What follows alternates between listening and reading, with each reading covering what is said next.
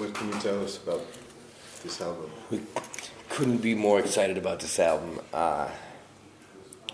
Ted Hutt produced again, and he produced the last record, and I can honestly say it feels like it's our second record instead of our eighth. We have a whole new approach to everything.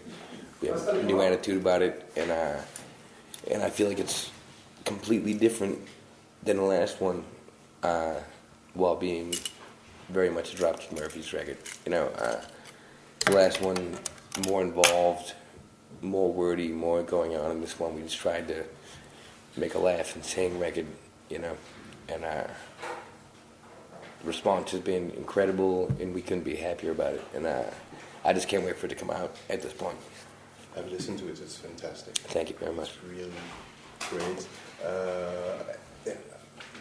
Maybe it's a little bit more violent, would you say, than the last one, going out in style? It's an interesting word. I mean, violent. In a good way. I mean, like I said, it was intentionally made to be simple and accessible. Like, you hear the song and you know it the next time. We boiled everything down. I feel like we did what the band used to do on the original records, but with our new, mature attitude. Simple choruses, simple songs, but we know how to craft them better at this point. More straightforward, maybe, was the word I was looking for. Yeah, much different than violent. Yeah. I mean, we can be violent. More to the point. And that was the intention. Right.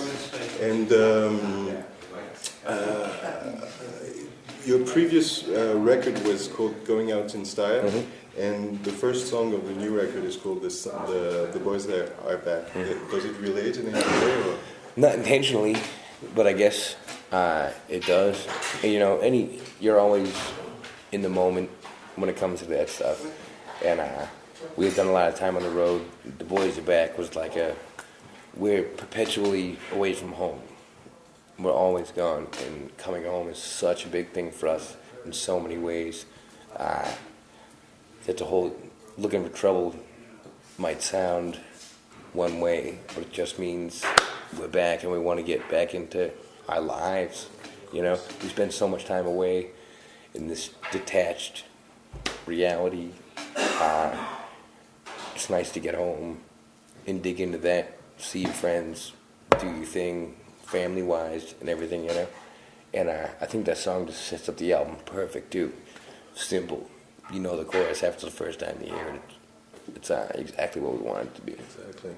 Yeah, you hear the chorus once, the next time you want to sing it all. And that was the plan for the whole album. I think we succeeded greatly. Exactly. Can you tell me maybe a bit more specifically about the writing and recording process?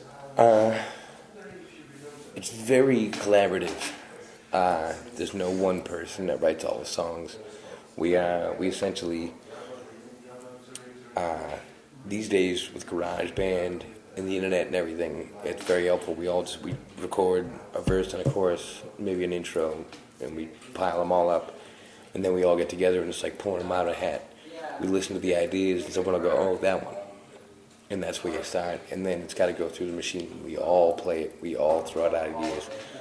But this one came together so quick, so easily. We were still flying off the last album. I feel like we could write 10 records after that last one. And like I said, Ted is a huge part of that. He changed our idea about writing songs. He changed our idea about writing an album. And I feel like it's our second record as opposed to our eighth. I feel like we can write 10 more tomorrow if he gave us the chance. Well, do it. Looking forward to that. I think we will. Really, it's an unbelievable thing because we were at a point. It felt like we were pushing a rock up a hill. Like where do we go from here? People expect this from us. We were that. We are this, and that's all out the window. I think we feel more like ourselves than we ever have, and I feel like there's only better to come. And I think this record, the last one was us stretching our legs with this new attitude. In this one, we got it. We got it. And I feel like it's a perfect example of the band right now. So would you say like going out in style with the whole idea of a concept album too was like the research and People- to the point? People would think that the idea of the concept was constricting, but it was almost liberating to us. We needed the constraints at that point. You know, it gave us, okay, this is what we're going to do, so let's do this as good as we can. And that was the dawn of this new way of writing, and another new lineup, Jeff in the band and everything, which is a huge deal. And I feel like this is us. We figured it out. Now we're blowing it up. You know, I think this record is exactly the record we needed to make right now. And it was totally unintentional. It was totally organic, and it's perfect. No, I agree. Thank you. How long did you spend in the studio to record it? It took a minute. The original idea was write some songs, and then we were going to Europe for the summer. We were going to come back, write some more songs, and figure it out. But the original songs that we wrote, we started playing on that trip to Europe, and the response was so incredible that we were like, we have to go home and finish this record. So I remember Rose Tattoo at Hellfest. that song, I love that. That's one of my favorite songs we've ever written before. And the response that we got from people who had never heard this song before was incredible. And I appreciate you saying that, because absolutely unreal. And that was the precipice for us going, let's just go home and get it done. And I don't feel like we cheated by any means. Like, we just, rather than do this and this, we just took this and ran with it, you know?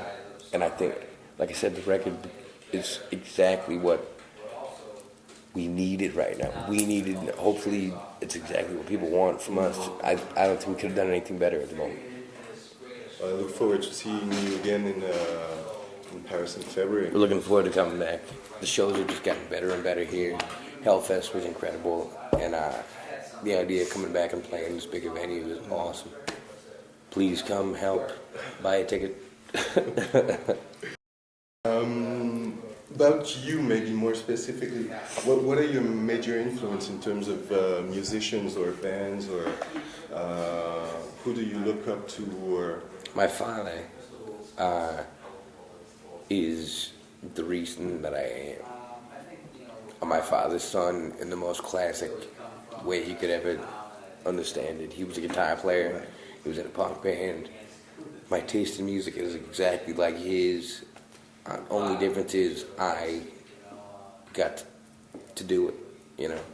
And I told him when I was a kid, I was supposed to be going to college, and I said, I'm going to move to Boston and join a band. And he said, everybody I work with, everyone on the line with me said the same exact thing. Like, learn a trade, do something.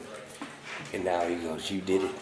It blows his mind. you achieved this dream. And it's not just him, all of his brothers, my uncles, my whole family. There's incredibly talented musicians who didn't get this chance. And I think about them every day. This is why I'm here. It's very important to me to do this for all of us.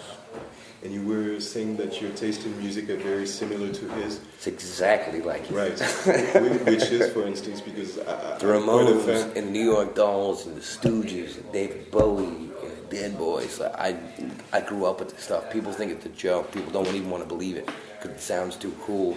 But my father is that cool. I literally grew up with the best record collection you could ever want. I used to go to sleep on the living room floor when I was 6 years old with headphones on, listening to Chuck Berry. You know,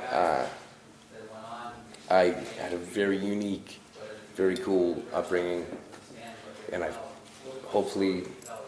now that I have this platform, I just want to spread it around. You know, like, people are so quick to not want to associate with their parents, and I owe my parents everything. They're my best friends.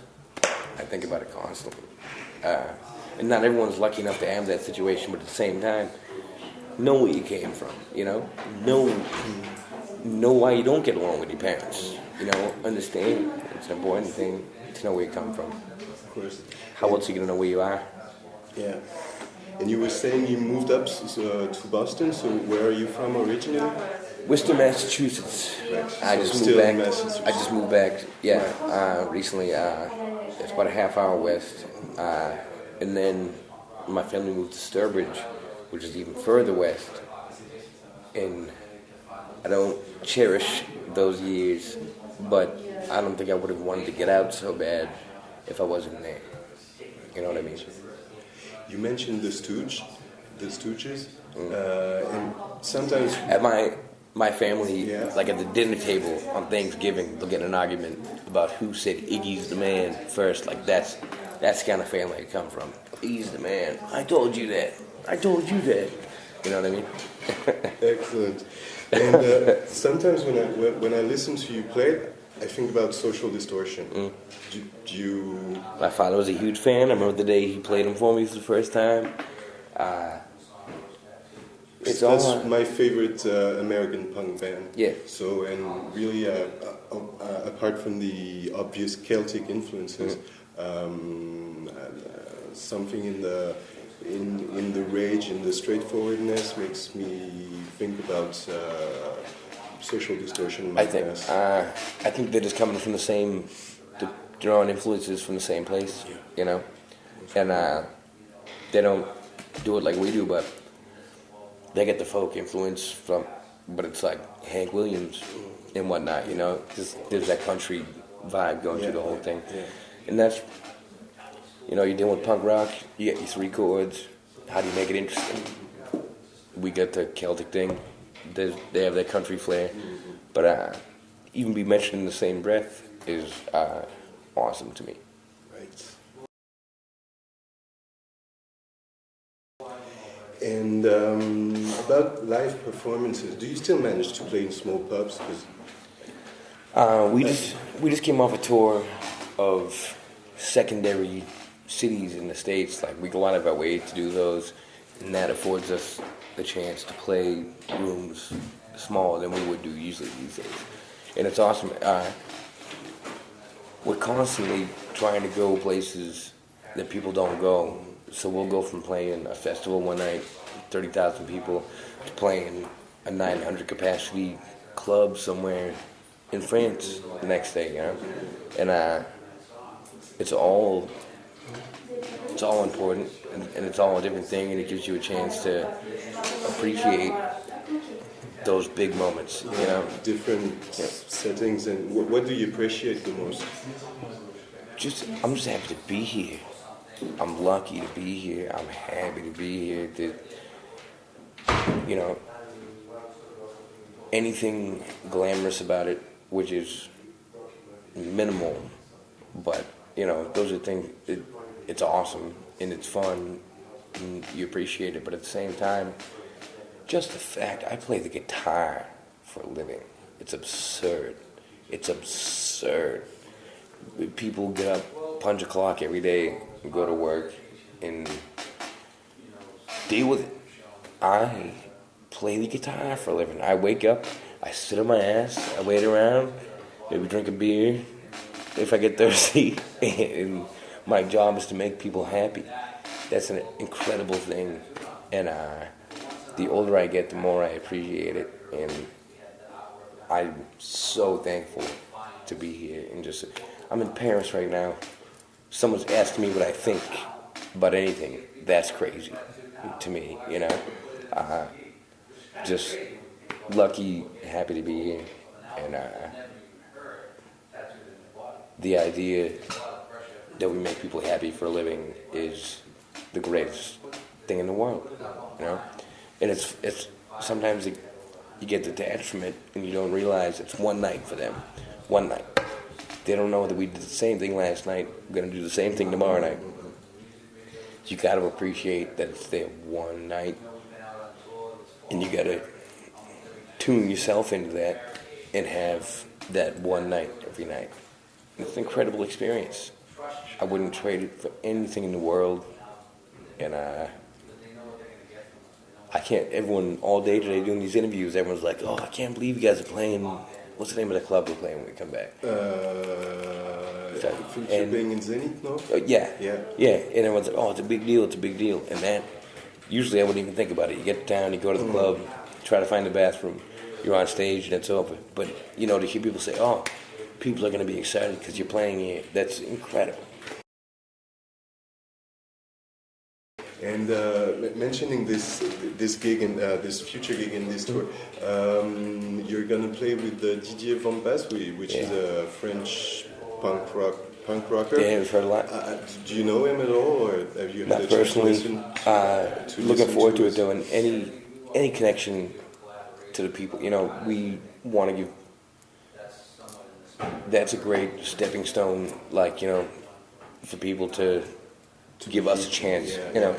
And are you just gonna play with him in France, or I think it's just that one show. Yeah. And are you the rest of the tour with Frank Turner too? Do you know him? Frank is a dear friend, and I can't even believe we get to do this trip together. It's gonna be. He's incredible. I don't know if you've ever seen him. I've seen him live. Yeah. Phenomenal. It's just. I look forward to this evening. He's